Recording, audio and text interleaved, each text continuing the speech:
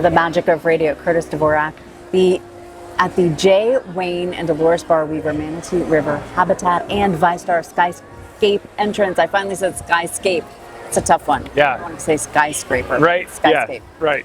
And you're sitting here fielding questions from people who are asking where the manatees are. Yeah.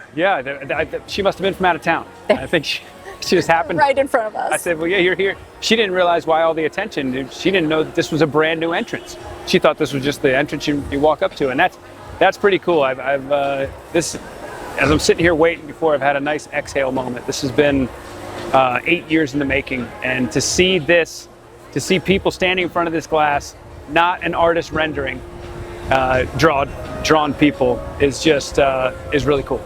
More people than you expected?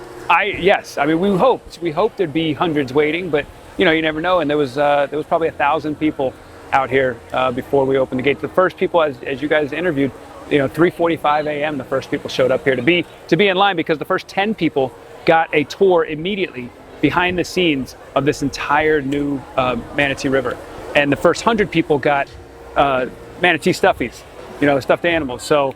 And then now they're handing out posters. We have commemorative posters. Hopefully you guys got some. We did. But we have thousands of those. So if you come here, hopefully, I hope we run out of them soon. But I think we'll have enough to get through hopefully this weekend. But don't quote me on that. Don't hold me to that. Curtis, you are. Yeah, exactly. She was second in line. There was 2 people here before. You are such a cheerleader for Jacksonville. This must be just in your heart moment so exciting. 100%. Obviously, I started here in Jacksonville as the cheerleader for the Jaguars, the Jackson DeVille, creating that big cat. And that was my entire goal of that entire character, is to make that character the biggest fan of the Jacksonville Jaguars. And in the process, what happened to me was I thought I was coming to Jacksonville 30 years ago to do a few years here in Jacksonville, and then I was going to move on to the NBA and be a mascot there. And what happened to me, like a lot of people, is I fell in love with this place. And I started to become, as Jackson DeVille, the big cheerleader for the city, because I got, in 19 years wearing that suit, I did over 7,000 appearances in this community. And so I got to see all sides of this community, all areas of this community. And when you do that, you can't help but fall in love with it. And then I got to see this place, and I got to come out here. And then when I got out of the suit and I got into TV for 5.5 years, I got a chance to do stories out here. And that was really where it went over the top for me, because before it was just I love animals and it's a really cool place. But now when I got to do stories and find out people's why, about why they work here and why the mission of this entire place exists, that's when it became like, okay, I gotta help. I want to be part of this. I want to be part of something bigger. I got 3 kids right now, 1 on the way, and I want them, I do spokesman, stuff for different companies, and I've done other companies, before working for the zoo. But this is one that, like, I don't have to sell people on, and I don't have to come up with ways to sell it. I love this place, and my job here as the Wildlife Wanderer is simply to show you some really cool stuff that made me fall in love with it, and I think you will too. Talk about the mission. You said how that is so important. The mission has always been conservation, but even more so now. Yes. We talk about it. We for plants, for animals, forever. Connecting people with wildlife and wild places, protecting wildlife and wild places, conservation, education. Those are part of our pillars. And this is not just, I keep saying this, but this is not just a fancy new $72 million front door to the zoo. This whole structure, from the ViStar Skyscape, the front of it, all the way back through this Manatee, J. Wayne and Dolores Bar Weaver Manatee River, is all about conservation. You talk about this space behind us, the ViStar Skyscape. We hosted 750 people. We hosted 750 people here for a gala dinner that raised money for us. But companies can come and host. You're not going to mention Robert Irwin? Robert Irwin was there. I thought they were here for me. I think they came for Robert Irwin.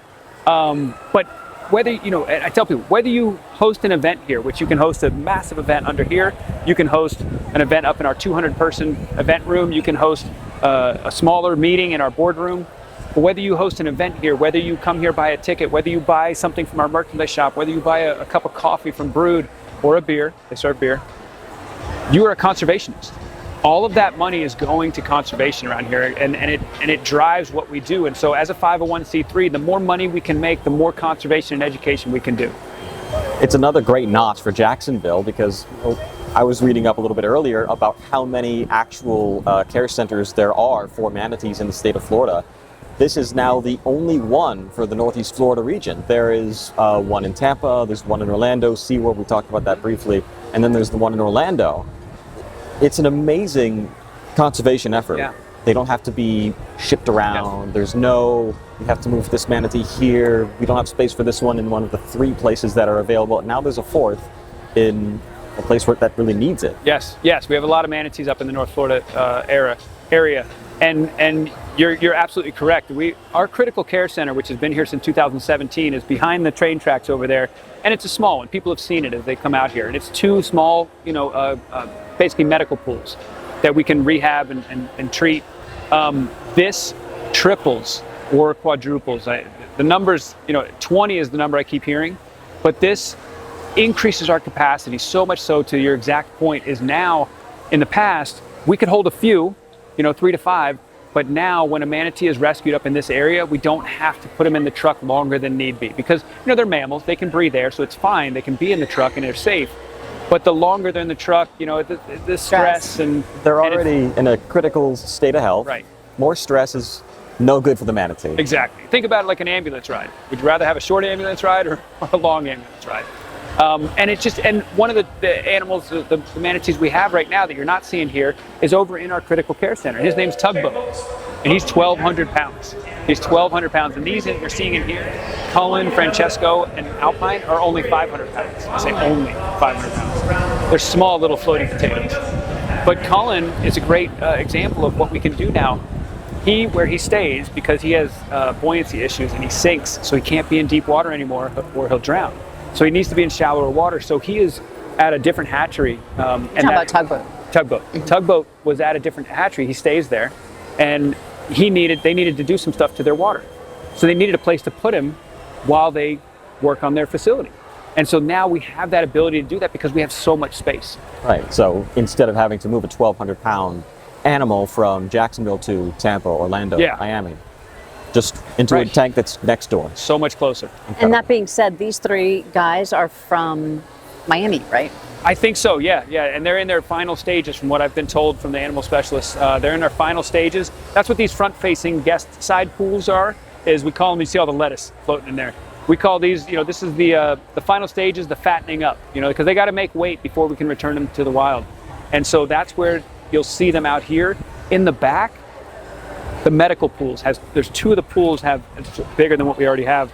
2 of the 4 pools have floors that raise up out of the water and can pull the manatee up out of the water, so we can set the manatee on that and lower it gently into the water, but also raise it out of the water so we can do the medical care. You can take blood, you can do the things that it needs for medical care, and then safely lower it back into the water. Thank you so much for enlightening us and educating us and being our host today, not only on the air, but also in the sky above us as I hear your voice throughout the day. Yes. We appreciate you and your cheerleading in the Jacksonville community. Well, I appreciate you. Everybody here at JZBG appreciates you coming out and all the media today covering this, because it's a big day for us here at JZBG, but it's a big day for our city too. It's a big day for Northeast Florida. And manatees. And for manatees. Yes. Thanks for joining us.